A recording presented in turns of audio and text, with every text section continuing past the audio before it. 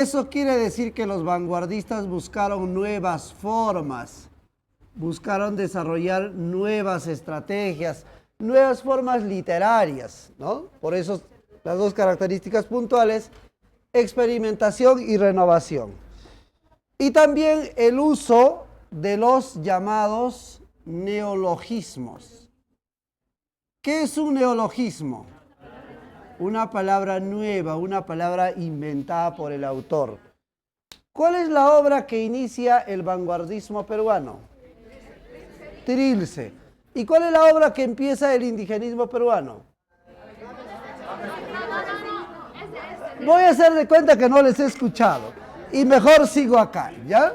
Mejor sigo acá. Bien.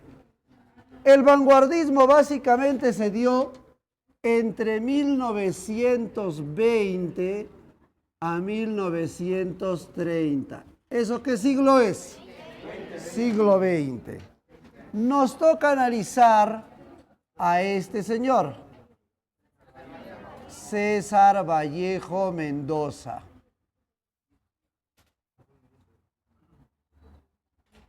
Bien. Ayer justamente hablábamos de un pequeño, ¿qué digo pequeño? Fue un gran movimiento. Un gran movimiento. Ayer hablábamos de un gran movimiento en el que la mayoría de sus escritores eran provincianos. ¿Cómo se llamaba ese movimiento? Colónida. Y los autores de Colónida, ¿dónde se reunían? ¿En Ica o en Lima? En Lima, en el Jirón de la Unión, en el Palais Concert.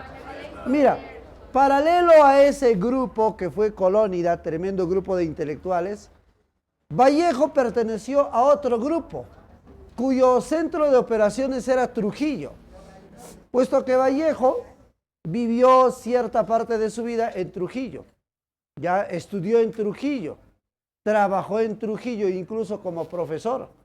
Entonces, siempre estuvo ligado pues a esa ciudad, ya César Vallejo. ¿Se acuerdan algunos calificativos de Vallejo? El Cholo, ¿qué más? ¿El qué? El poeta del dolor humano. El poeta universal, ¿qué más? El poeta del dolor, el Cholo, ya, ¿qué más? El Shulka. ¿Qué más? El Ariscosco es, ya. Bueno, los más conocidos calificativos son el poeta del dolor humano, porque él desarrolla el tema del dolor dentro de sus obras, ¿ya? Y a partir de ello también lo llamaron el poeta universal, porque los temas que toca Vallejo son temas universales. El dolor, la miseria, la pobreza, eso en cualquier parte del mundo se va a dar. Entonces son temas universales, ¿ya? Por ahí alguien dijo el poeta metafísico. ¿Qué carajos es el poeta? ¿Qué significa metafísico? Que tiene que ver con lo filosófico y con lo reflexivo. Hablando de lo filosófico, Vallejo desarrolla una temática del expresionismo o existencialismo. Existencialismo. Es un poeta existencialista, ¿ya?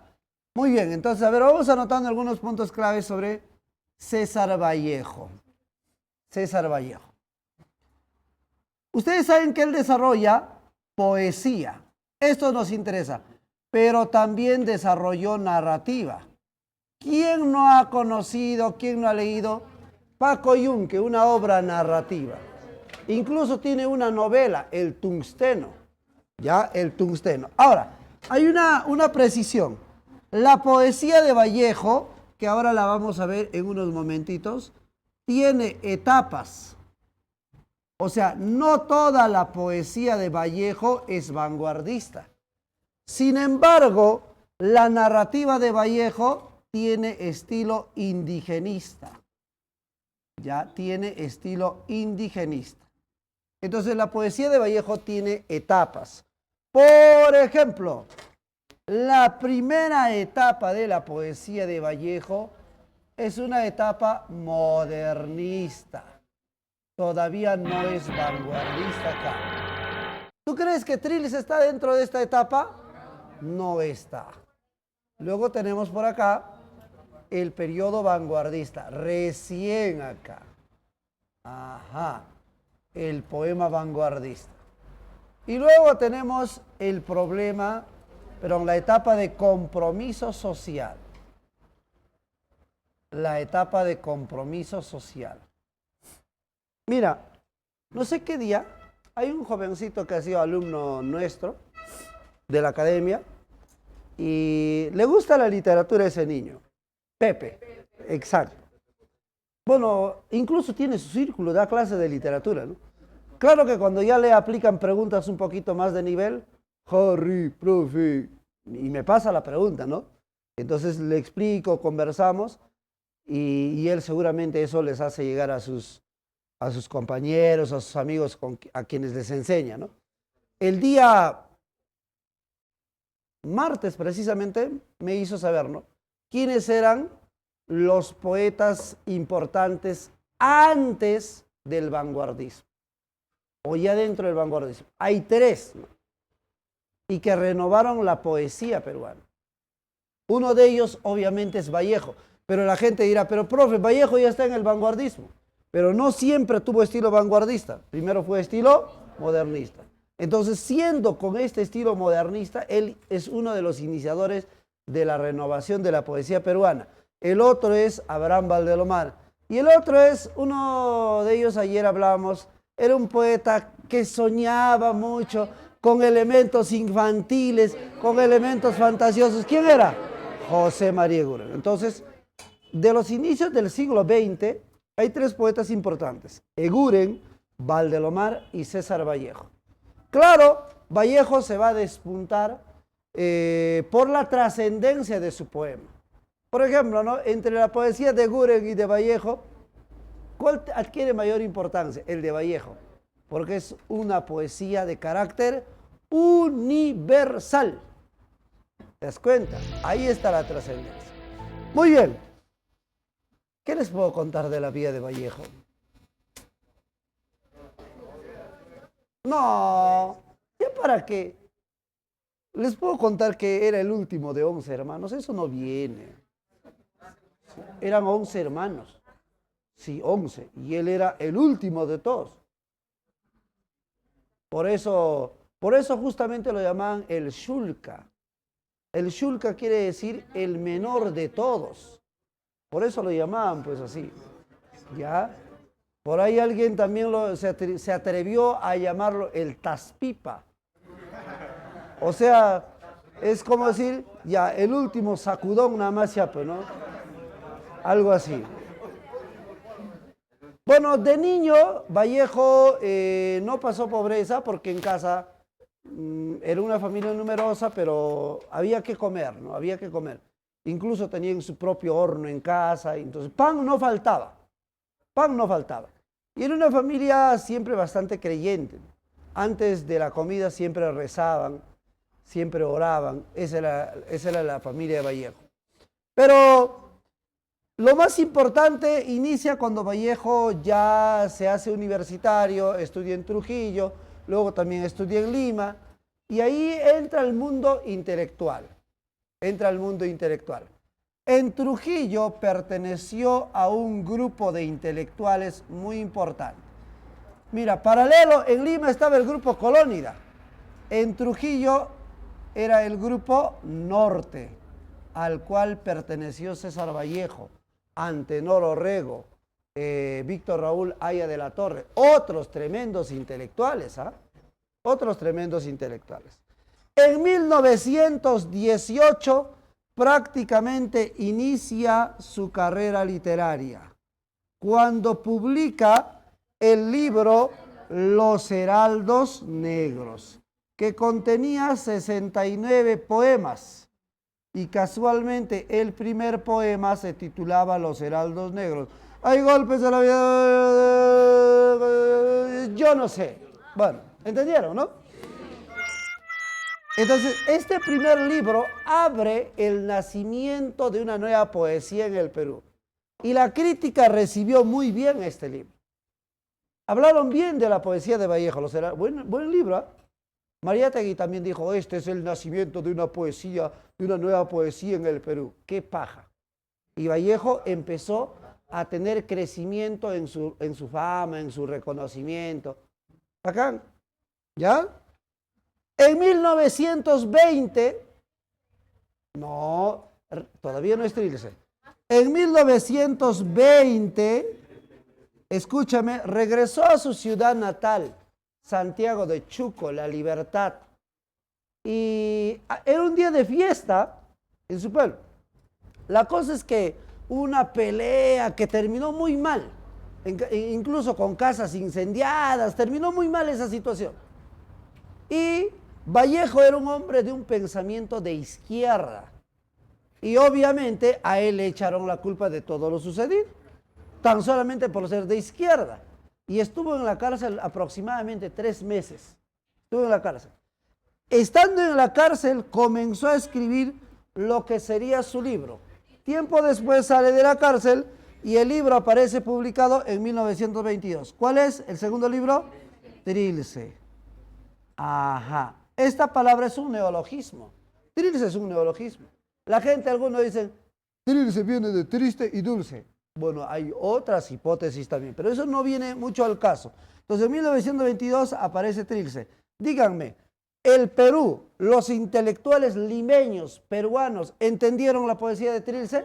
No lo entendieron. Incluso los críticos dijeron, esa sarta de imbecilidades no pueden llamarse poesía. Criticaron este libro. Y el reconocimiento que estaba obteniendo Vallejo se vino abajo. Empezó a caer. Poesía criticada, hasta pierde su empleo, se le va mal. Ahora, ¿no ves que había estado en la cárcel? Hay una posibilidad de que regrese a la cárcel también. Entonces Vallejo dijo, ¿qué crees que dijo Vallejo? Ah, no. ¿Qué dijo? Ah, no. Tamares. ¿Cómo decir ah, no? Vallejo dijo, no puedo seguir así. Y él tenía un sueño. Pensaba siempre en los intelectuales europeos, Francia. Siempre soñaba con Francia, siempre soñaba con París. Así que en 1923, en rumba a Francia, a Europa, en rumba hacia París, con la ilusión de contactarse con intelectuales europeos. Lo hizo. Conoció a grandes poetas, intelectuales europeos, sí, pero no era lo que esperaba. Él pensaba tener estabilidad económica, él pensaba tener cierta mejoría en Europa, pero pasó pobreza, pasó hambre, pasó miseria. Lo único bueno es que en París se cayó. Se cayó. Lo único bueno es que en París encontró una mujer que sí. Encontró una mujer que siempre estuvo con él, hasta el último de sus días. En serio, no falleció ella, no. Incluso gracias a ella se publican 2 obras de Vallejo en edición póstuma. Hizo bastante esta mujer, ¿eh? Se llama Georgette. Qué bonito nombre por mi madre, ¿eh? Georgette. Y su apellido, Georgette Philippard. ¡Hala! ¿Qué tal el apellido? Más o menos está a la altura del apellido Guasuayo, algo así. A ese nivel está. A ese nivel está. ¿Qué cosa es eso? ¿Tu apellido cuál es? Chumbes. ¿Qué cosa es eso? ¿Qué cosa es eso? Y lo bueno, en serio, niños, lo bueno es que conoció a esta mujer que lo va a ayudar bastante. Claro, no le logra apoyar del todo económicamente, pero siempre estuvo con él. Creo que lo más importante es que la pareja esté contigo, ¿no? Y hasta el último. Pero a veces ya también, Georgette estaba muy... Siempre ya también estaba cerca de Vallejo, pero ya no le dejaba para nada. El hombre siempre necesita su espacio, pues. Obviamente. ¿Para qué? Bueno, marcada ahí. Y bueno, estando en Europa, chicos, a ver, eso lo voy a anotar por acá. Miren, por este ladito nada más. estando en Europa, Vallejo, ¿qué lugares recorrió? Obviamente París, ¿sí o no? Francia, sobre todo París. O admiraba tanto a París que él soñaba incluso que iba a morir en París. Hasta vaticinó en un poema que él iba a morir en París. Poema titulado Piedra negra sobre piedra blanca. Me moriré en París con aguacero, ¿no? Un día del cual tengo ya el recuerdo. Me moriré en París y no me corro. Un jueves tal vez como soy de otoño. Vaticina su muerte en ese poema. Y Vallejo muere en París, pero no un jueves, un viernes. Y no cualquier viernes, un Viernes Santo. Imagínate, ¿ah? ¿Qué lugar más recorrió? España.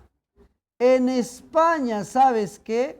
Vivió de cerca la Guerra Civil Española.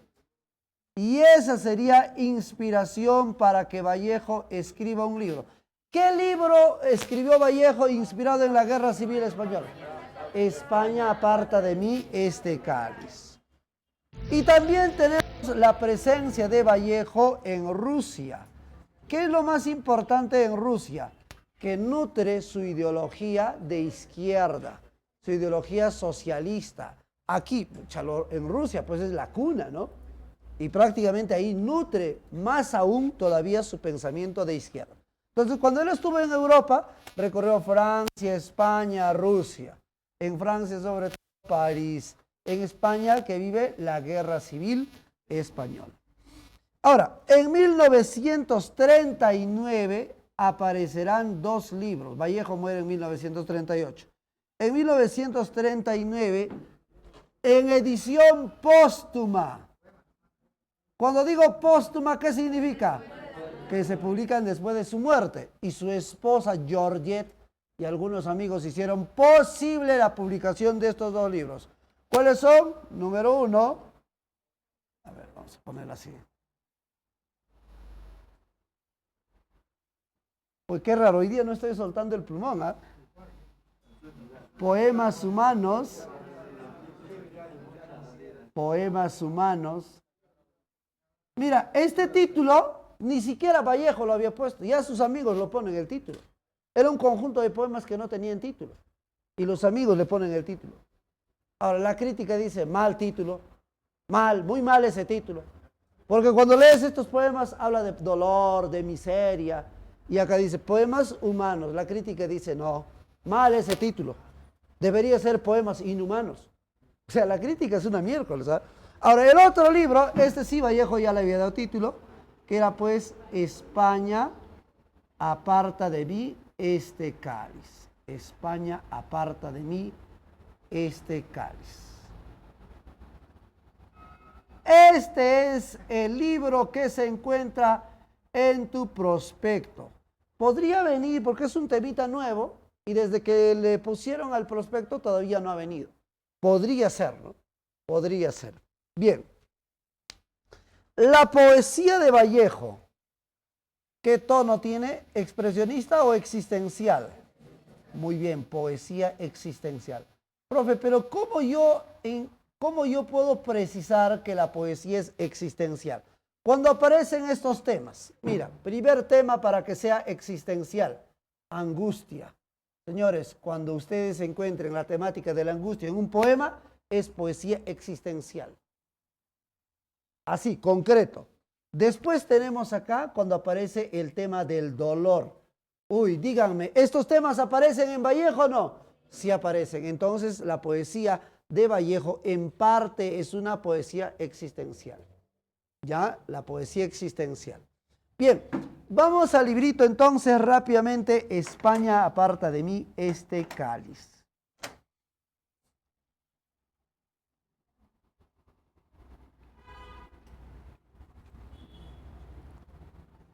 ¿Alguna vez ustedes viajarán a España? Sí, ¿no?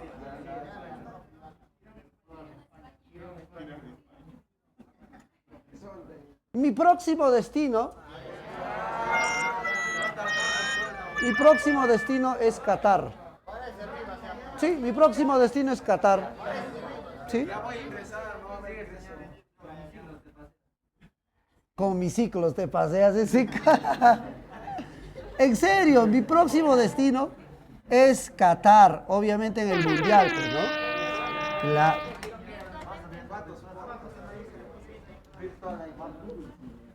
Sí, me voy al Mundial, chicos. Me voy al Mundial. Solamente voy a ver dos partidos nada más. El partido inaugural y la final, nada más.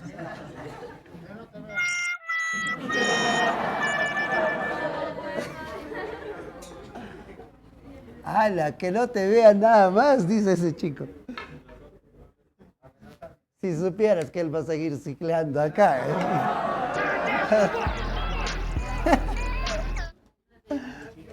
Muy bien.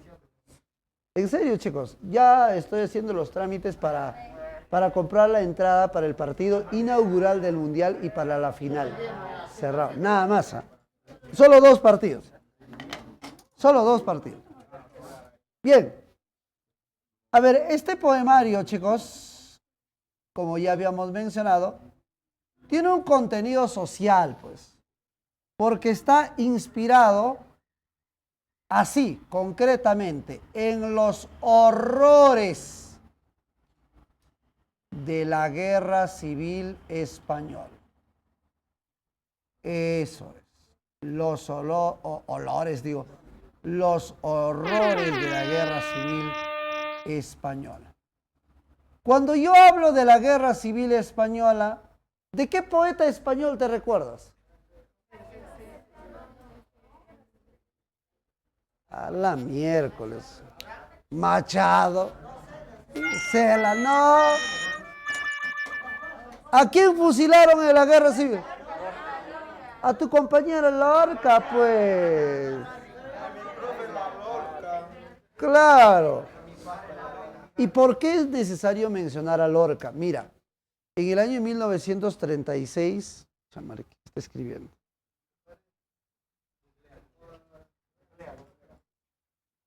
No, están escribiendo para Maratón de mañana. Así que los exoneraditos, por favor, paguen ya sus 3 solcitos y aseguren su presencia.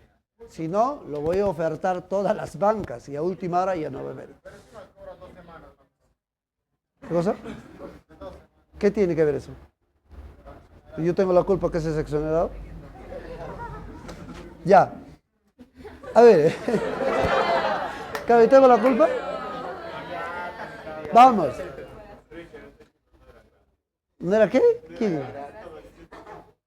Richard. Bueno, para Richard puede ser gratis porque hoy él ha pagado ya bastante a la academia hoy. Tú recién un ciclo, ese señor, ese niño desde que éramos programa preuniversitario, desde ahí está ese chico. Ya ha pagado bastante ya. A él sí puedo darle gratis. ¿Eh? Ya, escuchen. ¿Por qué es necesario mencionar a Federico García Lorca?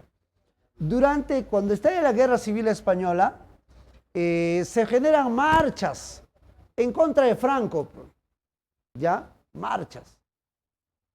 Y justamente hay una marcha en la cual van a participar Federico García Lorca y 2 poetas latinoamericanos. Uno de ellos es César Vallejo y otro de ellos es un poeta chileno que también estuvo en este contexto de la Guerra Civil. ¿Quién es? Pablo Neruda. Y a partir de ello, ambos poetas latinoamericanos escribieron sus obras inspiradas en la Guerra Civil. Pablo Neruda escribió un libro titulado España en el corazón, mientras que César Vallejo, a consecuencia de esto, él escribió España aparta de mí este cáliz, del cual tenemos que rescatar este poema. Yo estoy totalmente de acuerdo que este poema tiene que estar en el prospecto. Por varios factores. Primer factor, porque toca un tema que hoy en día hemos perdido bastante los hombres. ¿Y sabes por qué? Porque el hombre contemporáneo, el hombre actual, vive deshumanizado, en egoísmo, en individualismo. Y Massa toca un tema que el hombre actual lo ha perdido. ¿Cuál es ese tema? La unión, otra más, la solidaridad. Y muy poco se ve de verdad, chicos, esos actos en la vida actual. Entonces, por eso yo considero que este poemita, incluso en los colegios se debe leer, se debe declamar a voz en alta, ¿sí? ¿Ya? ¿Por qué? Porque llama pues a una gran reflexión para la solidaridad y la unión. ¿Ya? Massa, el título. Primero, cuando digo masa me refiero a la colectividad. ¿Sí o no? A la colectividad. Hoy ahí está la masa, a una multitud. A ello se refiere, pues, ¿no? El título masa. Pero no solamente eso, chicos. Mira, Vallejo siempre te habló de la pobreza. Vallejo siempre te habló del hambre, de las penurias que el hombre pudiera pasar. Y la masa es eso que se hace, eso con que se elabora el pan. Y el pan es el elemento para saciar el hambre. Allí está la relación, entonces, mira cómo Vallejo pensaba en todas esas cosas. Colectividad. Vamos a poner acá. Masa, la colectividad. Al fin de la batalla y muerto el combatiente, vino hacia él un hombre y le dijo, no mueras, te ama tanto. Pero el cadáver siguió muriendo. Se le acercaron dos y repitiéronle, valor, vuelve a la vida. Pero el cadáver ahí siguió muriendo. ¿Qué estamos observando? ¿Qué está muriendo? La mierda. Hoy, qué simple eres hoy. ¿Qué estamos notando? Que hay un ruego, pero que poco a poco ese ruego se va a convertir en un ruego común. Clamando, mira, ¿qué están clamando para que ese hombre vuelva a la vida? Hoy clamando perdonarlo, clamando misericordia. Se le acercaron a él 100, 500,000. Hoy, tantos hombres ya. Y no poder hacer nada contra la muerte. Pero el cadáver, ¡ay, siguió! Millones de individuos le rodearon con un ruego común. Espera. Millones de individuos le rodearon con un ruego común. Quédate, hermano. Pero el cadáver, ahí está. Ruego común. La misericordia. Están pidiendo perdón para ese combatiente. Hasta que al fin se da. Para mí es algo utópico. Algo muy increíble. Esto nunca va a suceder, obviamente. Eso nunca va a suceder. Entonces todos los hombres de la tierra le rodearon. Les vio el cadáver triste, emocionado. Abrazó al primer hombre y echóse a andar. Y lograron vencer. ¿Qué vencieron? La muerte. Pero ¿cómo vencieron la muerte? Se venció la muerte. Vallejo buscaba vencer todas las dificultades que aquejara al hombre, pero él era consciente que para vencer todos los obstáculos, así como vencer la muerte, había un solo camino: lograr la unión y la solidaridad. Vallejo hacía un llamado a que todos los hombres de la tierra puedan unirse, vivir en armonía, en solidaridad. Pregunto, ¿eso será posible? ¿Todos los hombres del mundo, de la tierra, podremos tener un sentido común, un sentido unitario? Imposible. Ve ahora, hay países que están en guerra, hay naciones enemistadas. ¿Te das cuenta? Aguanta. ¿Qué tiene que ver con quién está enemistado? ¿A Estados Unidos le quiere declarar la guerra? Esos guantilos son de otro nivel, ¿ah? Pavel, disculpa, hijo, disculpa. Él es el emperador. El emperador de Guanta. A Consuelo, ¿no?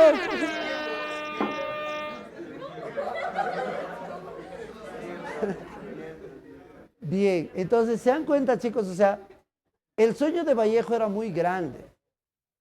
El sueño de Vallejo era trascender, pues, a lo largo del tiempo, a través de su poesía. Pero era muy soñadora. Esto lograr a nivel mundial es algo utópico. Mira ahora, chicos. Países en guerra, naciones enemistadas, las clases no quieren dar beca. ¿Qué tiene que ver eso? La diferencia de clases sociales, grupos de poder. Y es complicado esto. Pero Vallejo buscaba esto, chicos. Buscaba eso, ¿no? Ese era su gran sueño. Y ese es Vallejo. De ahí que tú ves que son temas universales, pues, ¿no? Muy bien, listo. Ahí tenemos lo más importante de Vallejo.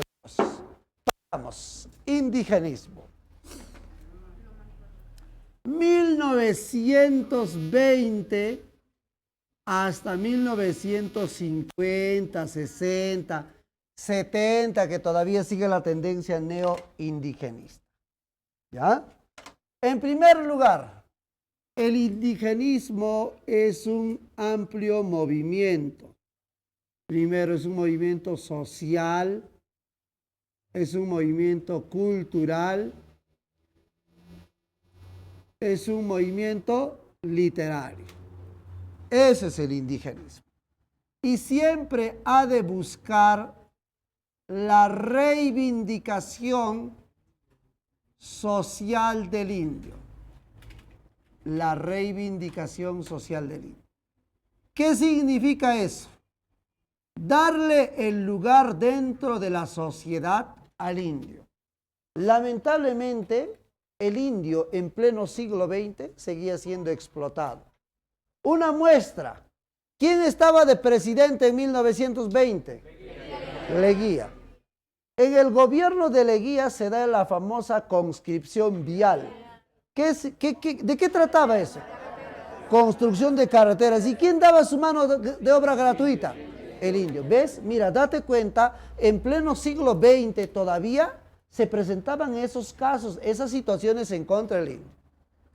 Y precisamente por ello surge el indigenismo, con un movimiento literario y social y cultural, para buscar esto, reivindicar al indio, insertar al indio dentro de la sociedad y que tenga protagonismo. Ya no como en Ave sin Nido, que el indio solo es de adorno, que necesita protección. Aquí se va a buscar ello. Ahora, también este indigenismo tiene etapas. La primera etapa del indigenismo, indianismo. Indigenismo y neoindigenismo. Bien, dos autores, señores. Tenemos por acá Ciro Alegría y José María Arguedas. Te voy a lanzar preguntitas, ¿ya? ¿Quieres caer o quieres responder nada más? ¿Quieres caer o quieres responder nada más? Yo en ningún momento he dicho que voy a agarrar.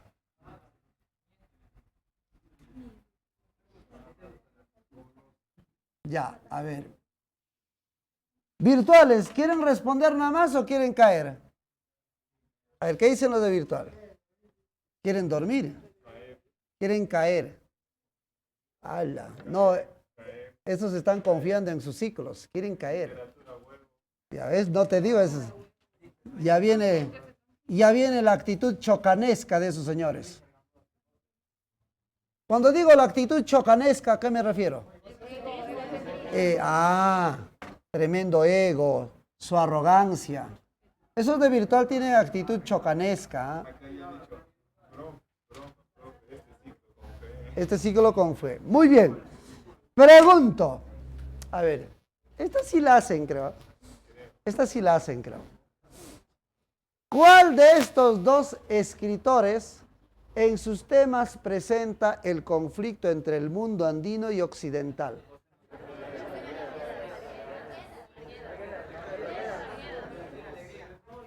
Alegría, Arguedas. Escúchame bien.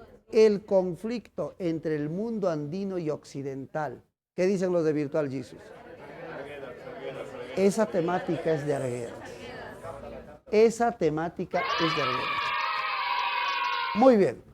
Otra preguntita más. ¿Cuál de estos dos autores llevó su carrera literaria en Chile? ¿Quién? La mejor parte de su carrera literaria, Ciro Alegría lo lleva en Chile. A él lo desterraron prácticamente del Perú por cuestiones políticas. Él era partidario de una agrupación política. Ahora, tú sabes que en esta época, durante el gobierno de Leguía, surgen dos partidos. El APRA y el otro, Fujimorismo, la miércoles hora. El Partido Socialista. Ya, ¿quién dirigía el Partido Socialista? José Carlos Mariátegui, el Amauta. ¿Y quién dirigía el APRA? Aide de la Torre. Este señor, desde que tenía 18, 19 años, fue partidario del APRA. Y de esa manera él participa en marchas, en protestas. Lo encarcelaron. Cuando lo liberaron, continuó el grandísimo. Y ahí sí lo desterraron pues del Perú, ¿no? Y su carrera literaria, prácticamente, gran parte de su vida,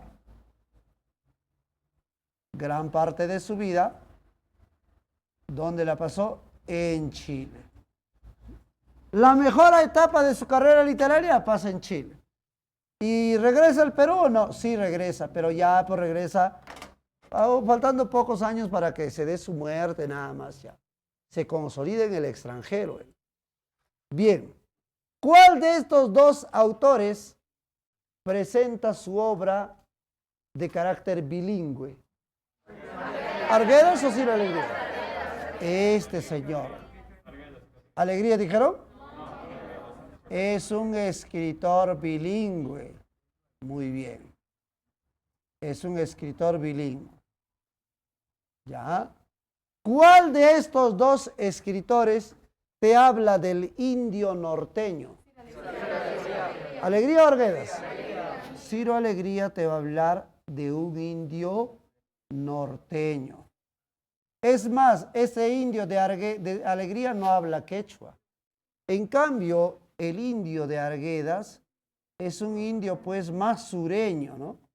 Más sureño, sur central inclusive, si quieres mencionarlo. Es el indio de Apurímac, de Andahuaylas, de Abancay, del Cusco, de Ayacucho, ajá. Ese indio es. Incluso este sí es un indio más fidedigno, pues habla el quechua. Este es.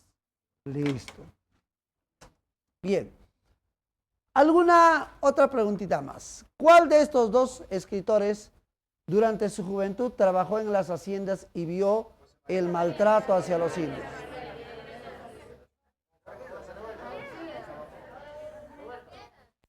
Ya, a ver.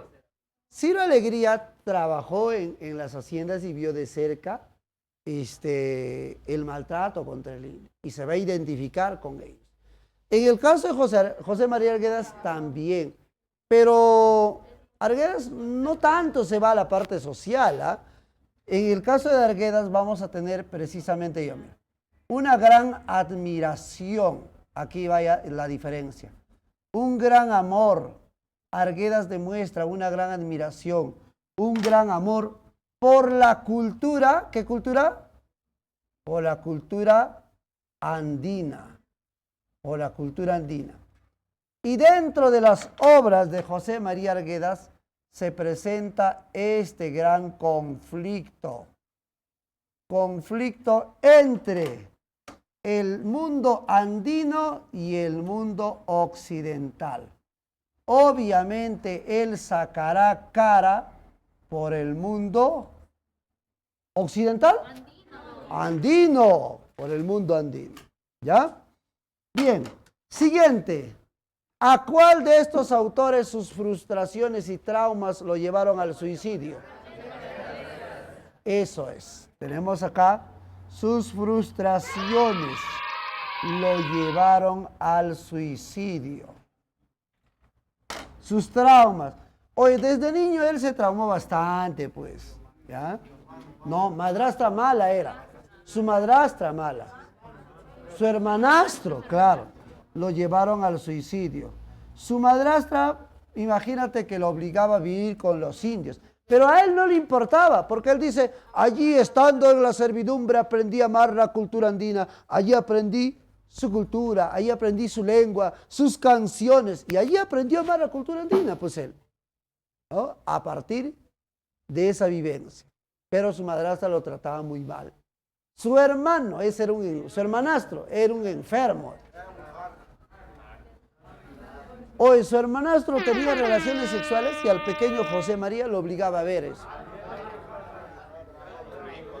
Araujito, ¿tú querías, hijo, si tu hermano te hace ver que está teniendo? La ayuda, dice este. Pero mi pregunta es, ¿cómo le ayudarías, hijo? Ah, limpiando.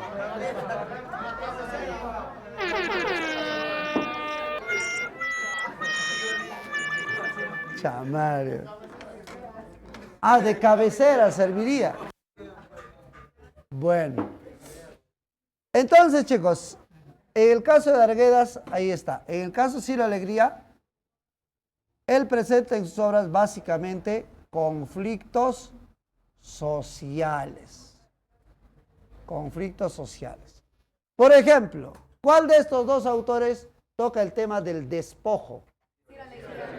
Ese es un conflicto social entre un hacendado y una comunidad. ¿Ves? Entre el hacendado y la comunidad. Eso es, ¿ya? Bien, vamos chicos, ahora con las obras. Tenemos por acá, el mundo es ancho y ajeno. Virtualito, si tuviera pregunta, lancen, ¿ah? Hoy, ¿qué estarán haciendo esos de virtual, no?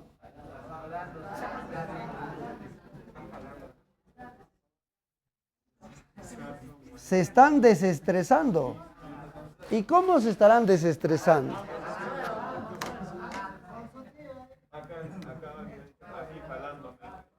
¿Cómo? ¿Quién es ese?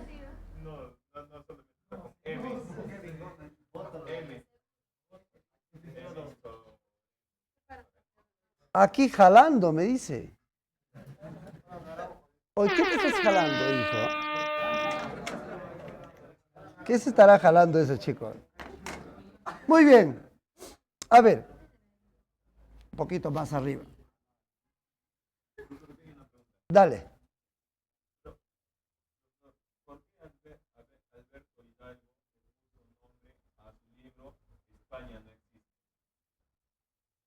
¿A qué libro? ¿Al libro de Vallejo? Supongo, al libro de Vallejo. Sí, hay un estudio sobre eso. Ya, a ver. Mientras voy pensando qué le voy a barajar, qué le voy a chambullar, porque me agarró, de verdad. Sí, me agarró. ¿Cómo? ¿Quién dice ese? ¿Ah?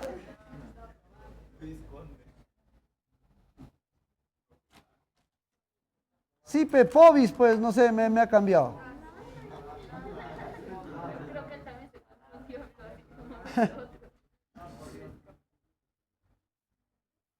Ya, a ver.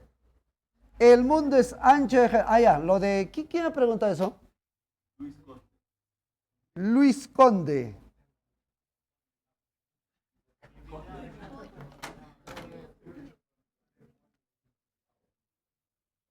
Bien, a ver, esta, como les decía, chicos, la obra de Vallejo.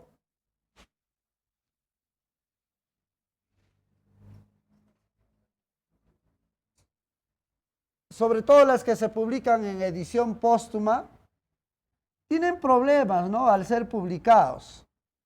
Entonces, antes de su publicación hay ciertas discrepancias, pues, ¿no? Con el título. Por ejemplo, Los poemas humanos o España aparta de mí este cáliz. Porque no es como si Vallejo mismo lo hubiera publicado, ¿no? Entonces hay muchos autores, amigos de Vallejo, que trataron de poner pues los títulos a estos dos libros, ¿no? Y es así Raúl Porras Barnechea, después está la propia esposa de Vallejo, está Alberto Hidalgo, incluso Emilio Westphalen, otros autores vanguardistas también, pero tiene que ver pues con esto, ¿no? España no existe. Tiene que ver de todas maneras con la Guerra Civil Española, por el momento caótico que estaba viviendo pues España, ¿no? Y definitivamente en eso se centró este libro de César Vallejo, ¿no? Entonces hay esas posibilidades de denominarlo pues España no existe, pero este es el que quedó al final. España aparta de mí este cáliz. Pero de todas maneras, ¿a qué se refiere? A la situación crítica y caótica que estaba viviendo España. ¿Ya? Vamos acá. El mundo es ancho y ajeno. Chicos, este título. ¿Para quién el mundo es ancho? Y ajeno también. ¿Para quién? Prácticamente esto se refiere a la realidad que vivía el indio. A la realidad del indio. ¿Y qué realidad nos va a retratar esta novela? El conflicto entre la comunidad y el hacendado. El conflicto entre la comunidad y el hacendado. Chicos, esto puede venir. El gamonalismo, representado en la figura de este personaje. Ahorita ustedes mismos lo van a recordar. Gamonalismo. Terrateniente, si tú quieres, no hay problema. ¿Quiénes eran los miembros de la comunidad? Tenemos acá al alcalde, ¿cómo se llamaba? Rosendo Maki. Rosendo Maki. Un alcalde líder, pero respetuoso de las tradiciones.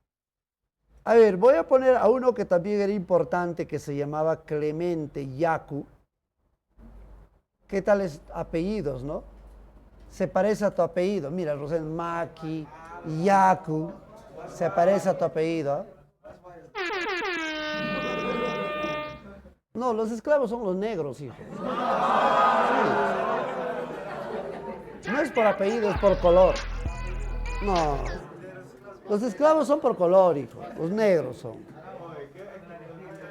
Oye, tú eres negrito, ¿no?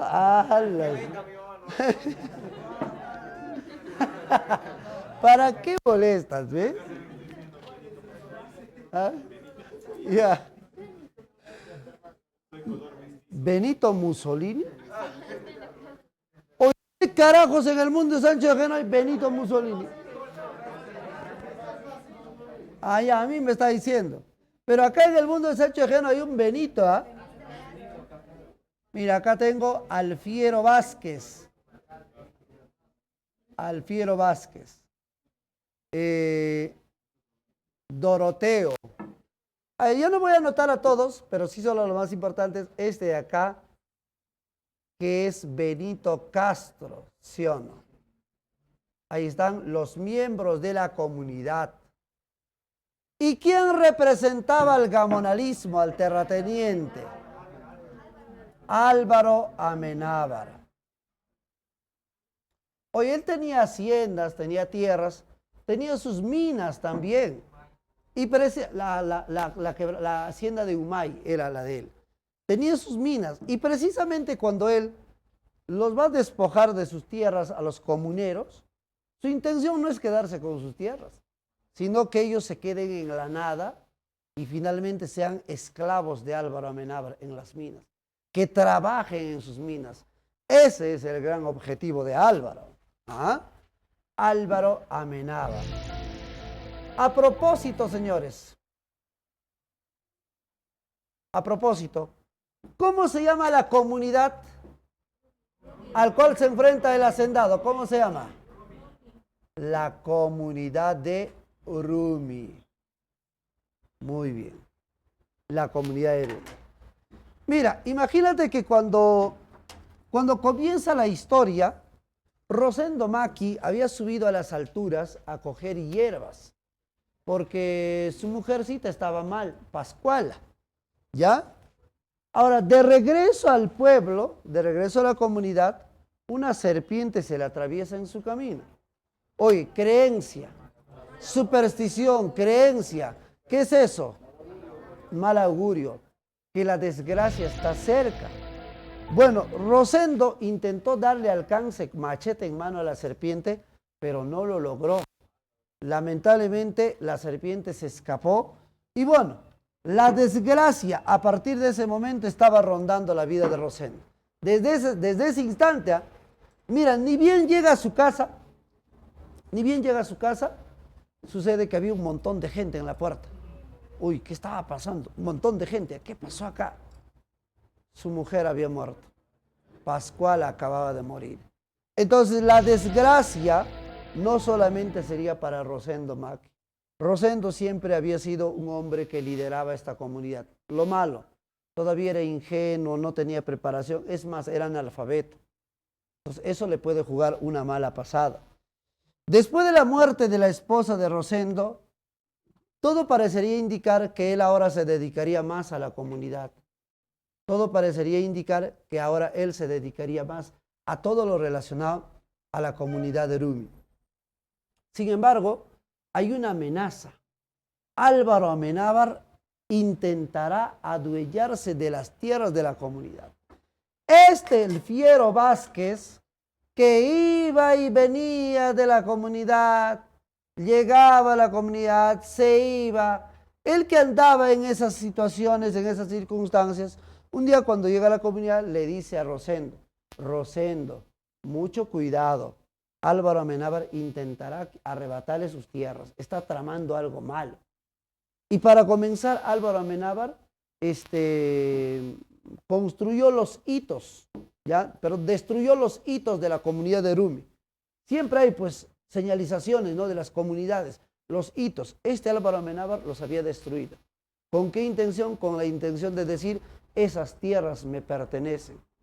Y comenzó a comprar algunas personas, comenzó a comprar algunos testigos, ¿ya? Algunos testigos. Por ejemplo, hay un Zenobio García, que era gobernador de una comunidad cercana, la comunidad de Muncha, que quedaba cerca a la comunidad de Rumi. Entonces Álvaro Amenábar ya lo había comprado prácticamente ya ese Zenobio García. Ese Zenobio García iba a decir que las tierras de Rumi le pertenecía a Álvaro Amenábar. Pero así como había gente que apoyaba a Álvaro Amenábar, también la comunidad se estaba preparando.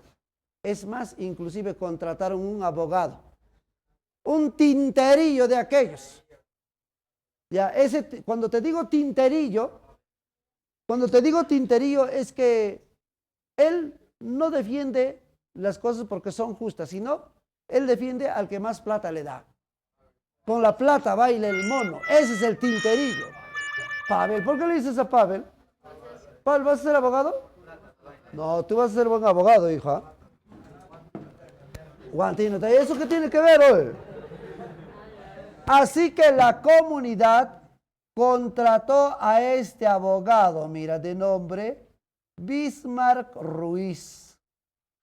Y Bismarck Ruiz era un abogado que tenía pues su facilidad de palabra, y con sus palabrerías prácticamente los engatusó a los comuneros. No, estas tierras les pertenecen a ustedes, no hay problema, nadie les va a quitar, déjenmelo en mis manos. Más bien, cada vez que yo venga a verlos para firmar un documento, cada vez que yo tenga que venir acá, por favor, reúnen dinerito todos y eso me lo tienen que entregar. Hoy, cada vez que Bismarck Ruiz llegaba a la comunidad, familia por familia daban 50 soles y recaudaban una buena cantidad para el abogado. Chamar. Y ellos pensando que Bismarck Ruiz los estaba defendiendo muy bien. Claro, al principio tenía esa intención. Sin embargo, Álvaro Amenábar un día lo visitó a Bismarck Ruiz y le dijo, mira, yo voy a incursionar en la política del Perú, que no sé qué cuánto, así que no te conviene estar en mi contra, más bien tienes que estar del lado mío. Ya está. Lo engatusó a este abogado. Claro, por lo bajo, a espaldas de la comunidad, había hecho ya tratos con Álvaro Amenábar. Bueno, Álvaro Amenábar y la comunidad de Erumi van a entrar en un juicio por las tierras de Erumi. Claro, Bismarck Ruiz dice, no, no se preocupe. Una tarde llega a la comunidad y dice, no, no se preocupe. Esta tierra nadie le va a quitar. Más bien, don Rosendo, fírmeme por favor estos papelitos. Le hizo firmar unos documentos. Y Rosendo, pues sin leerlo nada, lo firmó. ¿Sabes qué estaba firmando? En esos documentos estaba entregando las tierras de Erumi. Este le jugó una mala pasada. Así que el día del juicio ya solo era mero trámite. Solamente era para dictaminarse que las tierras de Erumi le pertenecían a Álvaro Amenábar. Les dieron unos cuantos días de plazo para que los comuneros se puedan marchar de Erumi y puedan dejar estas tierras. Porque de acuerdo a la sentencia, ¿a quién le pertenecían las tierras de Erumi? A Álvaro Amenábar. ¿Ves? Ahí está. Comprando gente, corrompiendo abogados, Álvaro Amenábar. Así actúa este señor. Entonces, estos comuneros tienen dos opciones. O quedarse allí, pero tenían que defender su tierra, tendrían que pelear pues si se quedaban. O irse pacíficamente y buscar otro lugar donde vivir y donde iniciar su nueva vida. Y Rosendo era un hombre pacífico. Y les dice a todos, ¿saben qué? Mejor es que nos vayamos. Para que no haya muertos, para que todos estemos juntos. Mejor vayámonos. Y se van a ir a las alturas. Es como decir, ¿no? En la comunidad de Erumi hay todo. Hay agua, están sus casas, hay pasto para los animales. Y se van a las alturas donde no hay nada, no hay agua, no tienen casas, no hay ni siquiera pasto para el ganado, solamente crece el ichu. A ese lugar tienen que ir. ¿Cómo se llama ese lugar? Se llama la meseta de Yanañahui. Se van hasta Yanañahui. Los primeros días, las primeras semanas y meses fueron complicados. Porque como te digo, no había ni siquiera ni dónde vivir. El frío era bastante tedioso, molestoso. Y el ganado, como no tenía nada que comer aquí en las alturas, se bajaba a la antigua comunidad de Erumi. Pero como ya estas tierras le pertenecían a Álvaro, esos ganados eran capturados, le ponían la marca de la hacienda de Álvaro Amenábar y listo. Ya se adueñaban del ganado que bajaba de aquí de Yanañahui. Un día, la vaquita de Rosendo Maki se perdió. Pues. Y ellos presumen que ¿a dónde habría bajado? A la antigua comunidad de Erumi. Rosendo siguió a su animalito y lo encontró ahí, pues. Pero ¿qué pasó? A Rosendo lo van a tomar preso. Álvaro Amenábar lo va a acusar de ladrón, de abigeato, de robo. Y así Rosendo Maki terminará en la cárcel. En la cárcel, juntamente con otros presos, estaba también este Fiero Vázquez. Y el Fiero Vázquez está planeando una fuga. Se van a fugar de la cárcel. A Rosendo le dice, vámonos, huye conmigo, escapa con nosotros. Pero Rosendo le dice, yo soy viejo, no voy a tener fuerzas para poder huir. ¿Sabes qué? Mejor escapen ustedes, yo me quedo.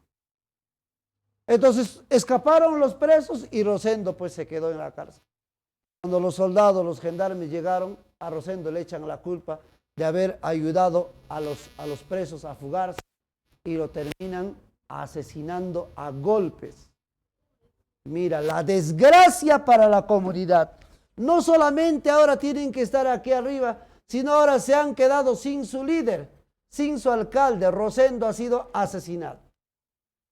Bueno, los primeros meses le sucede en el cargo Clemente Yacu, que había sido pues antes el regidor de Rosendo Maki, pero no tenía pues esa pasta de hombre líder, no tenía esa capacidad de dirigir la comunidad y bueno, no le iba bien pues.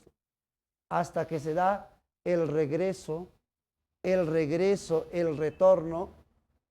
¿de quién? De Benito Castro.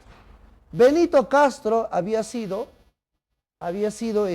un hijo adoptivo de Rosendo Maki. pero que se había ido de la comunidad hace varios años ya. Y había recorrido muchos lugares, incluso la capital, y era un hombre que ya se había preparado, pues. Era un hombre con ideas nuevas. A él que lo vas a engañar fácilmente. Oye, se da el regreso de Benito Castro. Pero cuando Benito llega, ¿sabes dónde llega primero? A Rumi. No hay nadie en Rumi. Encuentra a unos soldados y dice, oye, ¿y los que estaban viviendo antes acá, dónde se fueron? Y dice, no, se fueron arriba a vivir. Y él tiene que subir hasta este lugar, a la meseta de Yanañaui. Y allí él vio cómo la gente seguía viviendo en base a sus creencias, eran pobres, no tenían casas, no había agua. Señores, Benito, él logró que en esta comunidad haya agua. Levantaron sus casas, hasta una escuelita levantaron. Oye, qué bacán. Sembraron, creció el pasto para el ganado. Chicos, la comunidad nuevamente floreció. Ahora tenía vida este pueblo. ¿Gracias a quién? ¿Quién llevó la vida? ¿Quién llevó la modernidad? Benito Castro. Pero nuevamente Álvaro Amenábar. ¿Cuál era en el fondo el objetivo de Álvaro Amenábar? Tenerlo como esclavos, trabajándolos en sus minas. Obviamente, ahora que hay vida acá, no lo va a lograr así. Entonces, nuevamente Álvaro Amenábar, otro juicio para quitarles estas tierras. ¿Y qué crees? ¿Gana o no gana Álvaro Amenábar? Fiel a su estilo, corrompiendo jueces, comprando abogados. Bueno, ganó el juicio. Y estas tierras también le va a pertenecer a Álvaro Amenábar. Por eso, de ahí viene para el indio, el mundo es ancho y ajeno. Eso es, pues, el mundo es ancho y ajeno. Eso es. Pero ahora Benito tiene otra idea. Vamos a defender nuestras tierras con nuestras manos. Lo que nos han arrebatado con sus leyes. No vamos a irnos. Y arenga a toda su gente a defender sus tierras. Estas tierras que con tanto sacrificio han hecho crecer, han hecho florecer, la van a defender ellos. Pero hay una gran diferencia. Ellos empezaron a armarse con picos, machetes, con palos para defender sus tierras. A la hora del desalojo, los hombres de Amenábar se aparecieron montados en caballos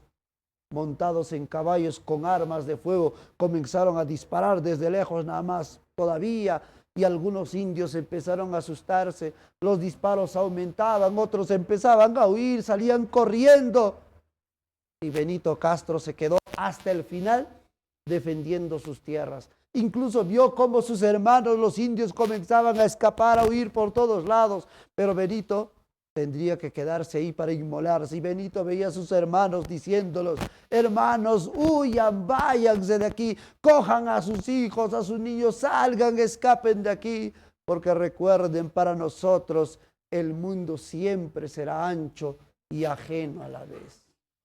Y esa es la historia, entonces, a grosso modo, lo que vemos acá, el conflicto entre el hacendado, que es Álvaro Amenábar, y la comunidad. Mira, la comunidad incluso hizo florecer otro pueblo, pero ahí viene el poder de Álvaro Amenábar. ¿Ya? Listo, niños. Entonces, eso sería a grandes rasgos. Yo les comento, cuando viene preguntas de examen de admisión, primero, ¿sobre qué personajes? Estos de acá. Rosendo y Benito Castro. Primero, ¿cuál es la semejanza? Ambos fueron autoridades del pueblo. Ambos fueron alcaldes. Este fue alcalde.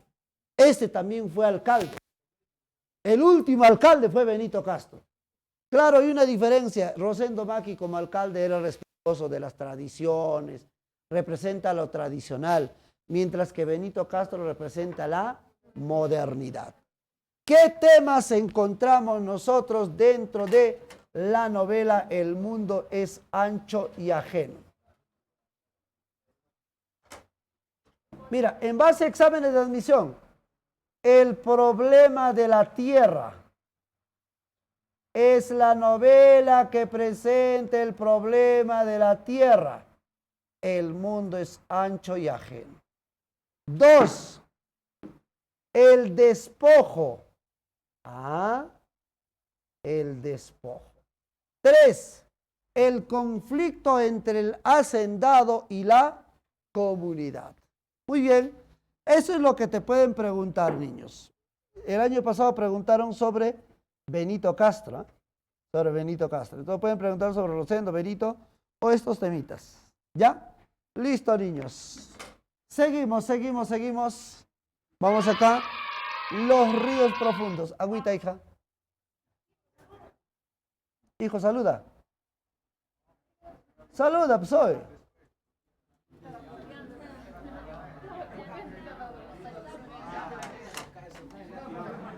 ¿Está durmiendo o está concentrado? Está volando.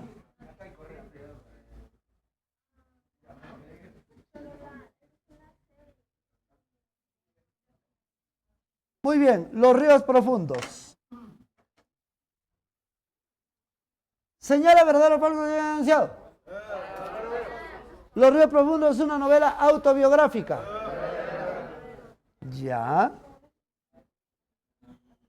Novela autobiográfica. O sea, la vida de José María Arguedas en parte se retrata aquí. Ya.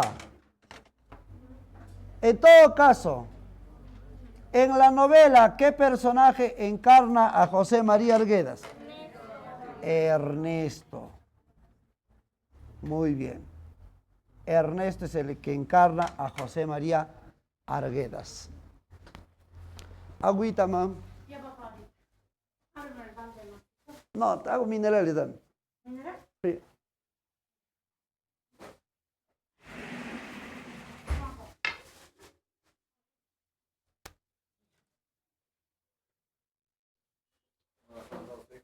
Ah.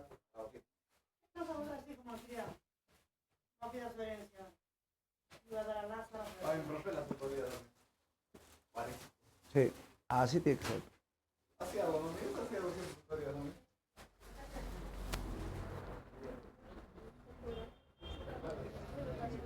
Ya, los ríos profundos. Chicos, al grano, ¿cuáles son los escenarios de la novela Los ríos profundos? Hay dos escenarios. Cusco y Abancay. Pero, ¿cuál de estos escenarios es el más importante? ¿Dónde suceden la mayoría de los acontecimientos? Abancay. Ya. Del Cusco, bueno, Ernesto y su padre viajaban por muchos lugares. Cuando llegan al Cusco se van a encontrar con un pariente que es también un terrateniente, un hacendado. ¿Cómo se llama ese hacendado, niños? ¿Gabriel? No. El padre de Ernesto es Gabriel. El padre de Ernesto es Gabriel. ¿Quién es ese terrateniente en el Cusco? ¿Qué dicen los de virtual? Los de virtual, a ver, ¿cómo se llama el terrateniente del Cusco? Manuel Jesús, ya, pero ¿cómo lo llaman? El viejo. El tío. El tío es en tu caso el viejo. ¿Ya? ¿Qué representa el viejo? Era avaro, mezquino. Mira, Ernesto le llevaba bronca a este viejo. Incluso su papá, por eso Ernesto dice, mi padre lo odiaba al viejo. Cada vez que lo veía siempre decía, ¿cómo no se muere? Y cuando muera seguro ni irá derechito al infierno, decía el padre de Ernesto. Porque este era un hombre tacaño, un avaro. Era muy malo con los indios. Tranquilos, indios, por favor, tranquilos. ¿Cómo no se muere para quedar con Zacarías? Pero tú querías, hijo, con la... Pero tú querías con la academia, hijo. Lo único malo, no pagarías, pero seguirías ciclando, ¿sí o no? Ya, entonces el terrateniente es el viejo que representa la avaricia. Y eso se demuestra cuando Ernesto dice, mi padre lo odiaba porque tenía frutas y dejaba que se termine pudriéndose estas frutas en lugar de regalarles a los indios. Ahí está la avaricia, la mezquindad de este personaje. Estuvieron un corto tiempo acá Ernesto y su padre, pero luego continuaron con sus viajes hasta llegar a Abancay. En Abancay, Ernesto estudiará en un colegio internado. Internado. ¿Quién era el director de este colegio? Era un religioso.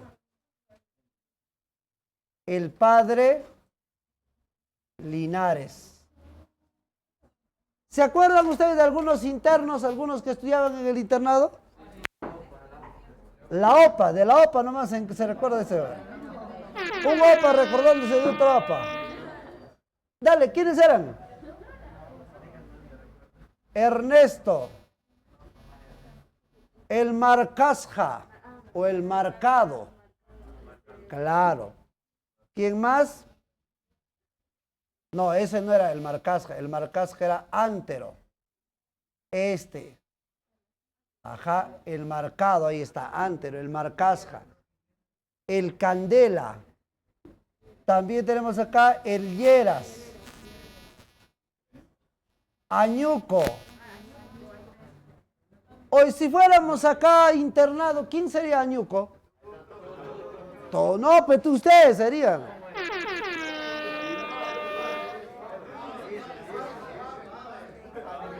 Añuco era uno de los alumnos más ya mayorcitos. Pues. O sea, ¿quién tiene más ciclos acá? Pablo. Y también era pues uno de los internos, como era de los mayores, abusaban ahí. Pavel no es, ¿no? Más bien de él abusan. De él abusan. El Lleras, este era recontrabusivazo, el Lleras. Richard Gamboa, ese puede ser el Lleras. Palacitos. ¿Cómo? Sí. Y tenemos a la OPA. La OPA Marcelina. ¿Quién sería? A ver. Tú no, es de los alumnos hoy. Pavel. Todo es Pavel hoy. ¿Jesús? Ah. Ya. Bueno. Primero, dentro de estos viajes, Ernesto y su padre llegan al Cusco, donde se van a encontrar con un pariente que representa la avaricia, es el viejo, ¿no? Es un terrateniente, dueño de grandes extensiones de tierra. Pero ¿cómo se llama en realidad el viejo? ¿Cuál es su verdadero nombre? Manuel Jesús. Después continúan con sus viajes hasta llegar a Abancay, donde Ernesto se va a separar de su padre, puesto que su padre, Gabriel, ¿qué profesión tenía? Abogado. Y como abogado se va a uno de esos pueblitos a defender a un hombre. A Chalhuanca se va. Y Ernesto se queda estudiando en este internado. Todos los días pasaban internados aquí, solo salían los fines de semana. Y Ernesto cuando salía los fines de semana, buscaba a los indios. Lo malo, en Abancay los indios estaban en las haciendas trabajando. ¿Ah? Los indios estaban en las haciendas trabajando. Entonces, Ernesto no encontraba a los indios. ¿Y qué experimenta allí Ernesto? Experimenta la soledad. La soledad. Trata de buscar en algún lugar compañía, refugio. Y no lo encuentra, pues, ¿no? Solamente los domingos visita un barrio, el barrio más alegre de toda Abancay, que se llamaba el barrio de Huanupata, el barrio de Enace. ¿Y por qué dices Enace? ¿Que en Enace hay chicherías? Porque en Huanupata había chicherías, ¿ah? ¿Sí, en Enace hay chicherías? ¿Dónde? Avísenme, pasa la dirección. Pasa la dirección, ¿eh? Pasa nomás tú. ¿Ah? Indios no van. Más bien los indios paraban en este barrio todos los domingos. Sí, embriagándose. Hasta mujeres también hay, todas ellas, y mujeres fáciles estaban ahí, según los indios, y encontraban de todo, pues, ¿no? Alegría, jolgorio, diversión, hasta música. Había un arpista que se llamaba el Papacha Oblitas, ahí tocaba su arpa. ¿Qué, qué recuerdo? Mira, el barrio Guanupata, el barrio más alegre de toda Bancay. Chicherías, música, baile, tragos, mujeres, ¿qué más? ¿A dónde va? Bueno, ese era el barrio. A propósito de las chicheras, una de las chicheras se llamaba Doña Felipa. Doña Felipa. Bien. ¿Y por qué es importante recordar? Miren, a ver, vamos con esto. En el internado había momentos muy complicados, de diferencias, de violencia, pero uno de estos internos un día llevó un elemento mágico, el zumbayo. ¿Quién lleva el zumbayo al internado? Vamos, ¿quién lleva el zumbayo? Este señor, Antero, es el que llevó el zumbayo al internado. ¿Qué es el trompo, pues, no? ¿Tú has jugado con zumbayo o no? ¿Has jugado o no? ¿Ah? Claro. Todo. ¿Tú qué vas a saber? Pero tú no has tenido infancia, hijo. ¿Qué vas a saber? ¿Qué vas a saber? Mira, apatrompo, chectatrompo. Taca, eso es para nenas hoy. Escucha, cuando Antero llevó el zumbayo al internado, hizo bailar el zumbayo. Todos querían tener el zumbayo. Toditos. Quiero tenerlo yo, véndemelo, véndemelo. Ernesto también quería tenerlo. Pero no le vendió a nadie. Más bien se lo regaló a Ernesto. Y desde ese momento se enamoraron. Desde ese momento fueron amigos. Sí, fueron amigos. Ya, sí.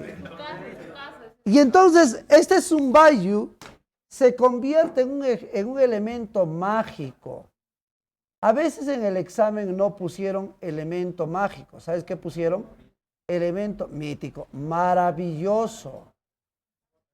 Ese es el zumbayo, elemento mágico. Pero no era el único elemento. Primero, ¿por qué es el elemento mágico? Porque se aduce que tiene vida. Es que Ernesto hablaba con el zumbayo. El zumbayo bailaba y le decía, baila zumbayo, yo también bailaré contigo, y saltaba él, ¿no? Es especial. Ahí está la magia del mundo andino.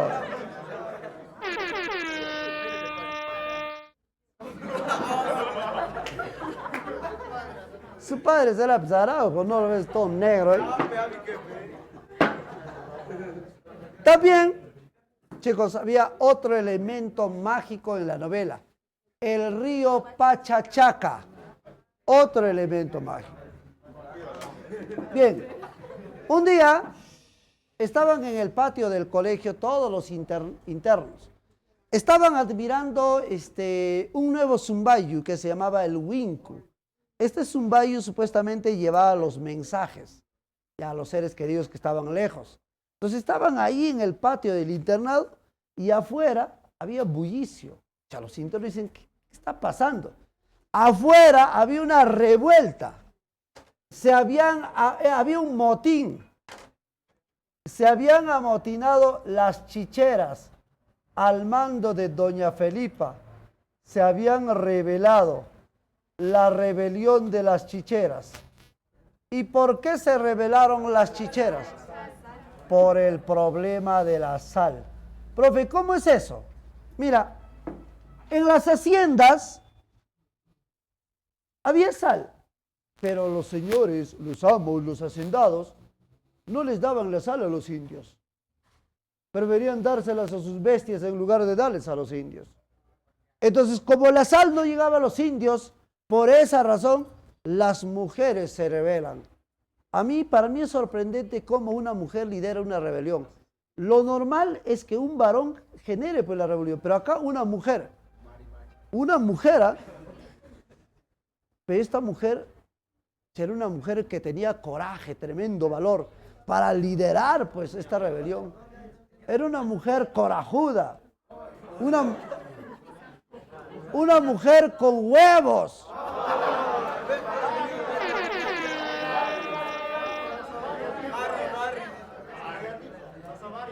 A ver. Cuando digo una mujer con huevos, me refiero a que era una mujer fuerte, luchadora.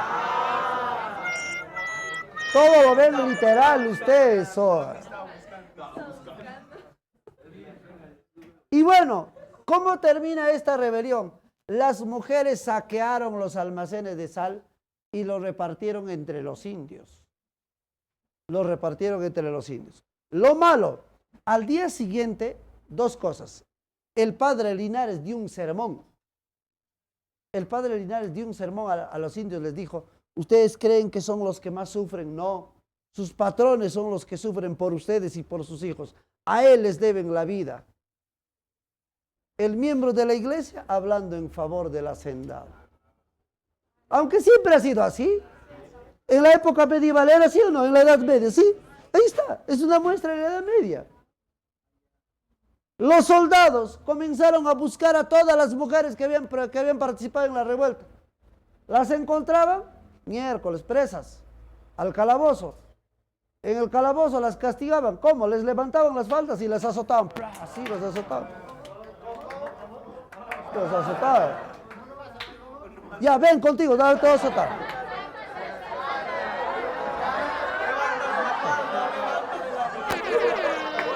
Ya, volteate.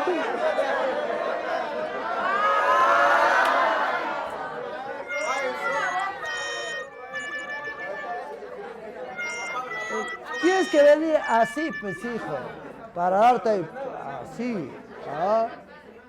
A Pavel. Lo curioso es que algunas mujeres, imagínate, no tenían nada debajo. Igual las azotaban. A las mujeres que habían participado en esta revuelta las capturaron una por una, pero no capturaron a doña Felipa. No le a la líder, a la que lideró toda esa rebelión, no la encontraron. Y los soldados iban una y otra vez al barrio de Huanupata, no la encontraron. Solo ahí estaba el papá Choblitas tocando su arpa y burlándose de los soldados a través de su música, ¿no? Para eso servía también la música. Bueno, finalmente, señores, hay otro problema social aquí en la novela. La peste de la tifus. Estas cosas vienen en el examen, chicos. La rebelión de las chicheras y la peste de la tifus son dos problemas sociales que atacan, pues, a la ciudad de Abancay. Primero, la rebelión genera que las mujeres sean perseguidas. La peste de la tifus incluso generó que las clases en el internado se tengan que suspender. ¿No? Que los indios se queden en sus casas, que no salgan de sus casas, pero que se queden en Abancay, porque lo que más se podía dar acá es que la gente huya de Abancay. Pero bueno, se pedía que se queden en sus casas, ¿no? Pero el que sí tiene que irse de Abancay es Ernesto, pues, chicos. Ernesto se va de Abancay, ¿no? Porque vive solo, él no tiene a nadie en Abancay. Ya no hay clases en el colegio, la peste apareció allí, y bueno, él tiene que marcharse de Abancay. Dentro de esta novela, vamos a ver los temas. Chicos, a ver, ¿qué te pueden preguntar de los ríos profundos? Sincero, primero te pueden preguntar, novela autobiográfica. ¿Quién encarna a José María Erguedas? ¿Quién es? Ernesto. Eso te pueden preguntar, y han preguntado varias veces. Dos, ¿cuáles son los escenarios? Cusco y Abancay. ¿Cuál es el escenario más importante? Abancay. Otra que preguntaron y pueden preguntar. Personaje avaro, terrateniente, ¿cómo se llama? El viejo. ¿Cómo se llama? Manuel Jesús. ¿Ves?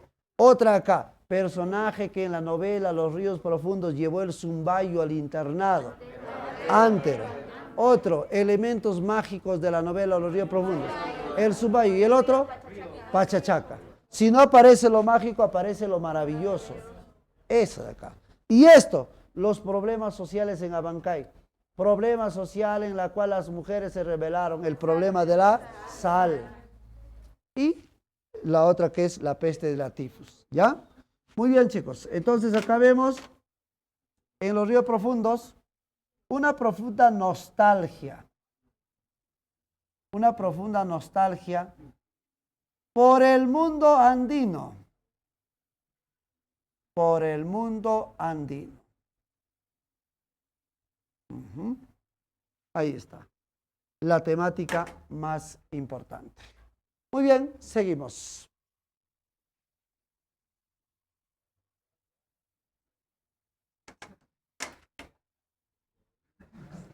¿Qué? Tengo que ir abajo, pues sí.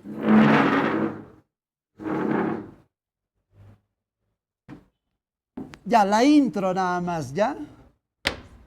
Hoy estamos terminando, la próxima semana terminamos ya.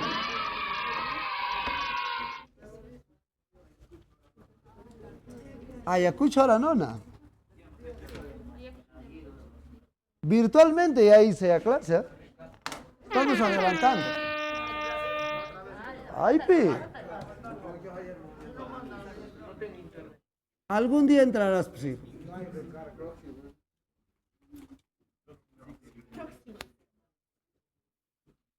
Urbanismo. A ver, esto del urbanismo se da ya entre 1950 y 1960. ¿Cómo se denomina esta etapa? Narrativa urbana. Otro nombre. Neorrealismo. Otro nombre. Realismo urbano. Neorrealismo y realismo urbano.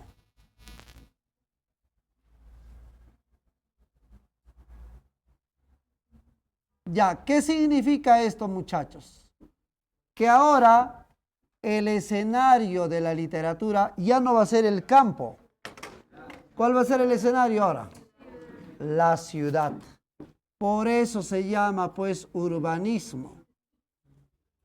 O sea, en otras palabras, el escenario va a ser la urbe. ¿Qué urbe? La urbe limeña. Ajá. La urbe limeña. Pero ¿cómo es que ahora la literatura se va a centrar en la ciudad, en la urbe limeña?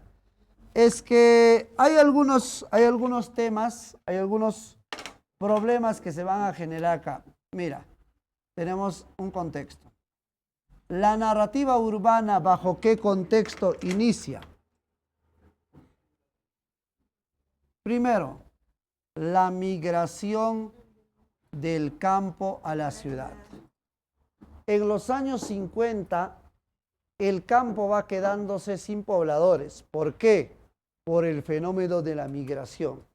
Etapa de la literatura peruana que se relaciona con la migración, narrativa urbana, neorrealismo, realismo urbano. Esto se relaciona con la migración. Pero esto trae consigo otra consecuencia.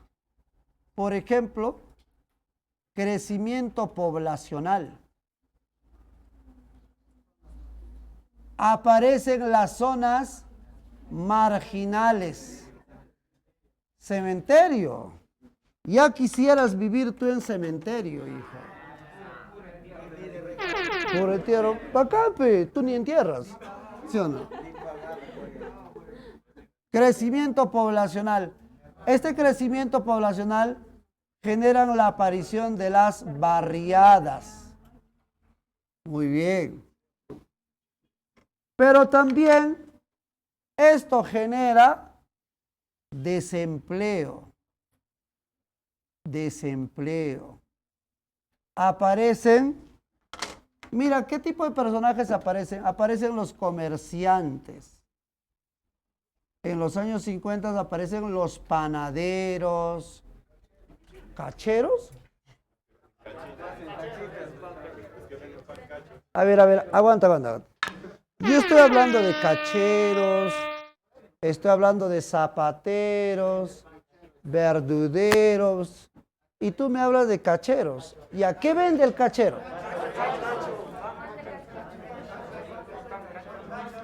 Ah, pancito cacho.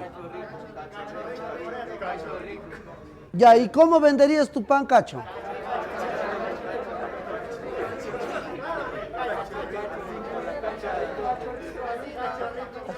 Cacho rico, ¿así?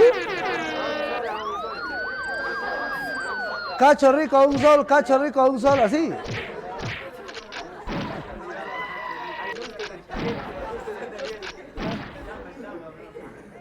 Mario. Supongo que los de virtual no están comentando nada, ¿no, Jesus? Supongo. Acá ya han dicho cacho rico. Todos están riéndose. Son una miércoles. Ah, no están hablando nada ellos, no están escribiendo nada. Son tranquilitos. Y sobre todo, chicos, aquí se da la aparición de una nueva cultura. La aparición de una nueva cultura. De una nueva cultura. Y esta cultura surge a partir del choque de la cultura provinciana con la cultura limeña. Ya, a partir de ese choque. ¿Cuál es esa cultura? La cultura chicha. Aunque algunas personas creen que la chicha solamente es música, un género musical. No, es toda una cultura, chicos. Producto del choque de la cultura provinciana y la limeña. Y se da pues en esta época. También preguntaron, etapa de la literatura peruana en la cual aparece la cultura chicha, narrativa urbana, urbanismo. Aquí aparece. ¿Ya? Muy bien, chicos, ya la próxima clase vamos a, gracias por haberme escuchado, gracias. Vamos a diferenciar la generación del 50 y la generación del 60.